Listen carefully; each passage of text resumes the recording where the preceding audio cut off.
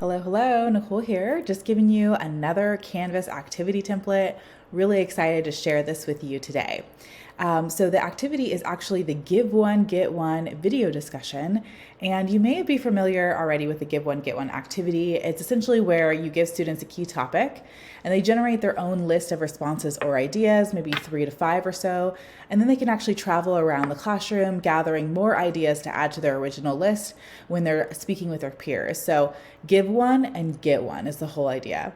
So what I've done here is I've created this entire activity, leveled it up a little bit, as well as made it completely online and asynchronous, meaning that each part of this activity is then available to you to have students do online at home or to do in the classroom still. Okay, so this is a very high flex activity. You make that decision, what works best for you and your students. So let me go over the activity template so you can see what exactly is here. So we have our usual activity kind of framework here, which is a unit question, activity goal, estimated time, and then the set of instructions. So you're going to insert your unit question. And if you're new to any of my Canvas templates, then let me let you know that anything in the green italicized bracketed text is there for you to insert your own language or even accept some language that I provided for you as a little bit of a running start, okay? But you want to remove that coloring, remove the italicized, and remove the brackets when you are making it ready for your students. So the activity goal here is, this is a small group activity, unless you want to do the main piece where they're moving completely around the room. If you want to do any of these components online or in Canvas, then you want to make this a small group activity. And the whole goal of this activity is to encourage students to listen closely to one another, to contribute to others' ideas, to tune into multiple perspectives, and to be able to make some connections between their own ideas, the ideas that are provided to them, and all those ideas connected to the main topic there. So making some connections and essentially putting in place some space to show their thinking, okay? So there's really no right or wrong answer in these activities, and most of my activities, there's no right or wrong answer. It's about developing a deeper understanding of any key concept that you see fit. So I'm going to move on to the estimated time. Because I've created this to be completely online, it is in 4 separate parts. The total amount of time here is an estimated about 3.5 hours. So this definitely can be done over different periods of class time or even as homework. Okay, let's jump into what students are going to do. So in the first part, they actually give a video response. This is where you provide a key resource, so something to jog their idea or their memory about the key topic. So you're going to insert a very short text, even a paragraph, a short video, podcast, a slide deck presentation, or even an infographic. And students are tasked with writing down 3 to 5 responses to your specific prompt. Okay.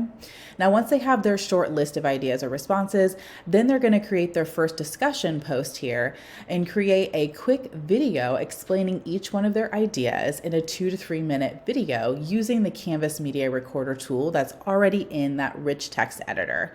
So they click the rich text editor media tool here, drop down menu, and then they have the record media option. Webcam and mic will pop on. They explain their short responses and post the video. That's it. That's all of part 1. I also provided an explanation on why it's important to do a video response here versus just text. Okay, so if they are doing this portion online, a video response is really important because they're going to be able to provide additional context and meaning behind each of their ideas with their tone of voice, facial expressions, and even eye contact. Is a great opportunity for them to practice a little bit of that oral speaking set of skills. So this whole portion here is estimated to be about 1 hour. Could be less, but give them about 1 hour. Now, then part 2 is when they get to collect some more ideas to add to their original list. So in part 2, they now get to view their group members' video responses and listen to their lists. They get to identify any new ideas from their peers to add to their original list. The more ideas they can add to their list, the better. It's going to make for a better part 3. So then they get to, so they're going to listen to those video responses, add ideas to their list, and then reply to each of those video responses, just telling that person or their peer, which idea that they decided to add to their list and to thank them for their contribution. I love this piece as a social aspect where they get to see their peers as kind of contributors and collaborators versus competition. Okay, so this whole portion will take about 30 minutes. Let's go down to part number 3, my favorite part. All right, so this is where we kind of level up the whole give one, get one activity, and students are tasked with creating a concept map, also known as a mind map. Okay, so again, I've made this to be done completely online. However, if you wanted to do a portion of this activity in class, this is the part of the activity that I would suggest, because it's going to require students to use the highest order thinking skills in this part versus all the other 3 parts. Okay. So if you wanted them to do this on paper, you could definitely do this in class and, do kind of a think aloud portion for them to practice, or even in groups or partners. You can also have them do this digitally. So I wanted to give you a tool that I like for my students to use when they're creating concept maps. It's called Miro. There are free accounts available. Everyone gets 3 whiteboards to use in Miro for free. If you really love it, maybe you can talk about a subscription tool, because there are lots of ways for online collaboration using Miro. But I wanted to give you also an example of what this concept map could look like, along with a set of specific instructions for students. So first, they're going to add that key topic at the very center. Then they're going to add all the ideas to their map somewhere. Okay, so their original ideas as well as their peers' contributions. Next, they're going to make connections between these ideas and the key topic. What I love, especially in Miro, is that students get to actually put text on the connection lines where they can explain their connection or the reasoning behind the connection between these different ideas. Okay, so they get to just write out why these 2 items would be connected.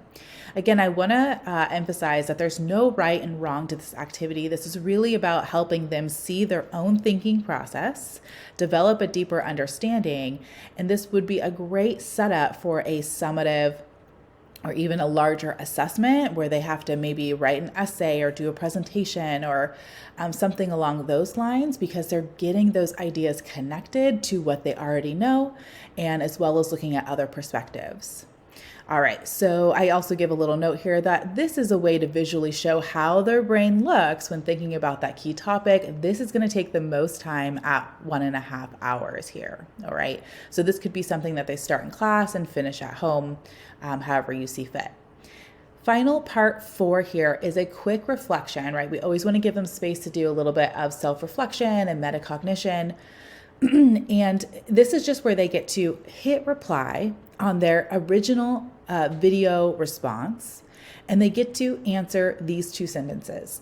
So it's going to be, I used to think, blah, blah, blah.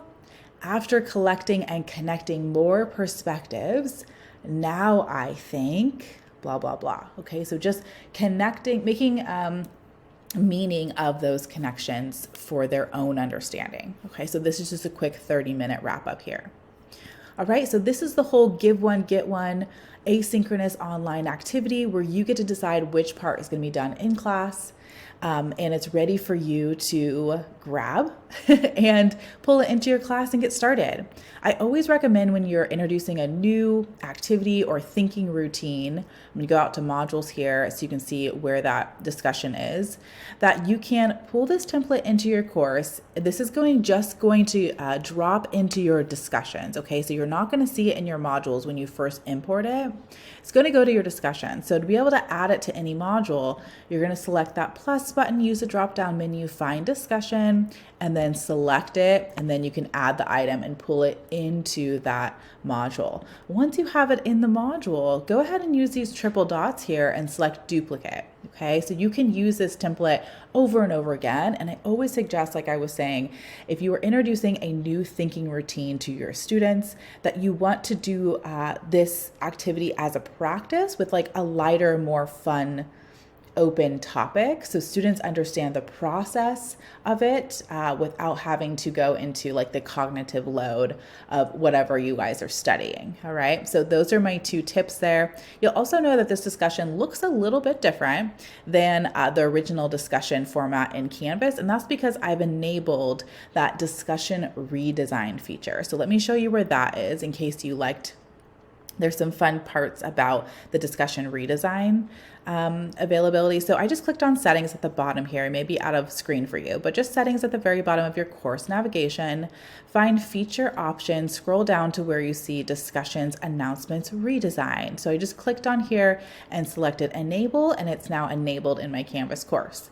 So what I love most about the redesign option is that you get to use the @mention feature, which if you're on any social media, you know you can hit that @ the shift to, and then start typing and someone's name will pop up and they will actually be tagged in that post. I love being able to do that so it's an actual conversation between students. It also has some other key features here, and I'll leave the features guide in the post so you can kind of read over any differences there.